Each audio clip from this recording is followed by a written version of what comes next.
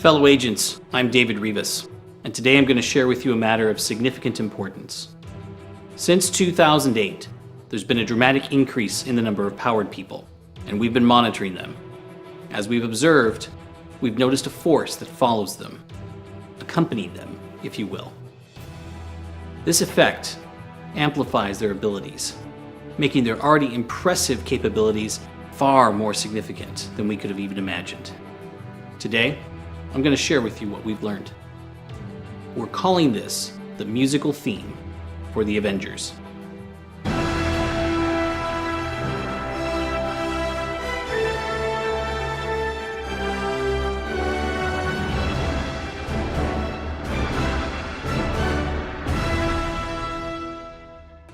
We'll begin with the man behind this effect, someone we've identified as Alan Silvestri. Here's what we know about him. He was born in Manhattan in 1950, but raised in Teaneck, New Jersey. He pursued music in a number of different avenues throughout high school. He began his musical career as a drummer, but don't underestimate him. He's capable of wielding a number of instruments effectively. After high school, he attended Berklee College of Music in Boston with the goal of becoming a bebop jazz guitarist. After attending for 2 years, the department chair recommended him for an opening with soul singer Wayne Cochran's CC Riders. Silvestri took the gig and ended up touring for a short time, before eventually pursuing a career in film scoring. His first film score was in 1972 for the Doberman Gang. Later in 1977, he became the main composer for the TV show Chips, a project he continued until 1983. After the series' conclusion, Silvestri would begin working with the man who would help define his career, film director Robert Zemeckis. Their first collaboration was the 1984 film Romancing the Stone, a popular film that was the director's first real commercial success. Silvestri's rousing synth-pop score was a significant part of the appeal, building a partnership that would lead to Silvestri writing the score for every subsequent Zemeckis film, including the Back to the Future trilogy, Forrest Gump, Castaway, and The Polar Express. Some of his other projects include The Abyss, The Quick and the Dead, Night at the Museum, and the 2014 version of Cosmos. Altogether, he has over 100 credits to his name, adding a formidable amount of experience to his already impressive capabilities. Silvestri's first interaction with powered people came in an odd inversion of the timeline. During World War II, Captain Steve Rogers and the Howling Commandos fought heroically against Hydra, the Nazi science division. Historians have examined recently unearthed material chronicling their exploits, and found music that stylistically matches Silvestri's composition. This is especially perplexing, considering his birth didn't take place until 5 years after the end of the war. Nevertheless, his musical contributions are credited with significantly aiding Allied personnel in their fight for freedom. In the modern era, his work was instrumental in repelling the Chitauri during Loki's invasion. Later, this theme was repurposed by composers Danny Elfman and Brian Tyler for the fight against Ultron. Finally, Silvestri was recalled to aid in the moment of greatest need, the Infinity War. Now, let's take a closer look at this theme and discover what makes it work and what makes it so powerful. There are actually 2 portions to this theme. We'll examine each one of them in detail.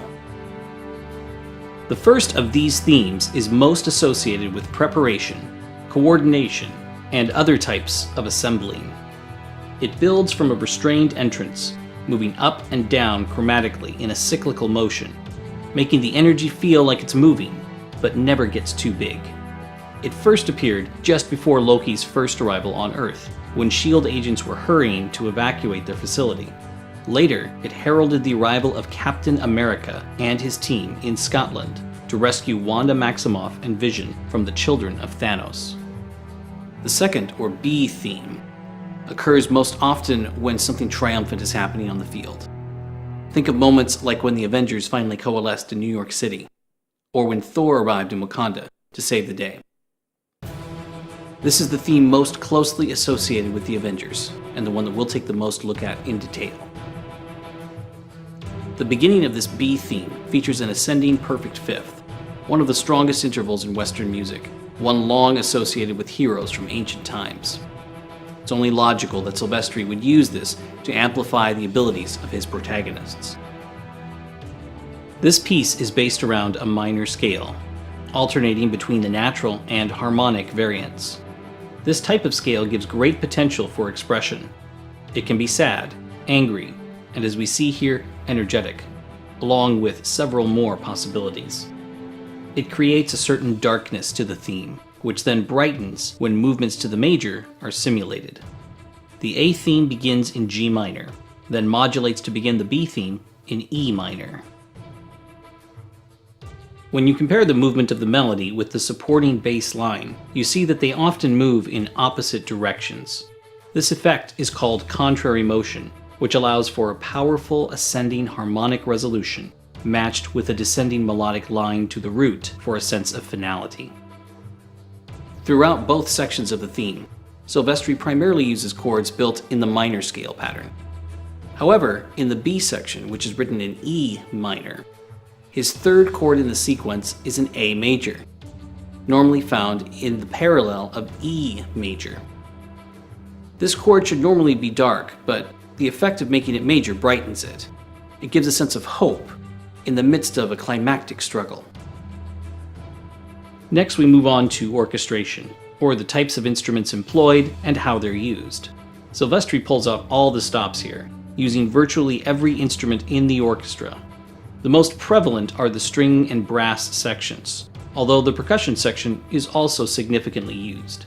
Strings form the core of almost any orchestra, thanks in large part to their numbers, but also their large overall range, expressive variety, and ability to hold notes effectively indefinitely. The brass section is usually associated with heroic expression, so it should come as no surprise that Silvestri highlighted this part of the ensemble to augment the abilities of the Avengers. Finally, the sheer repetition of this theme aids in its effect.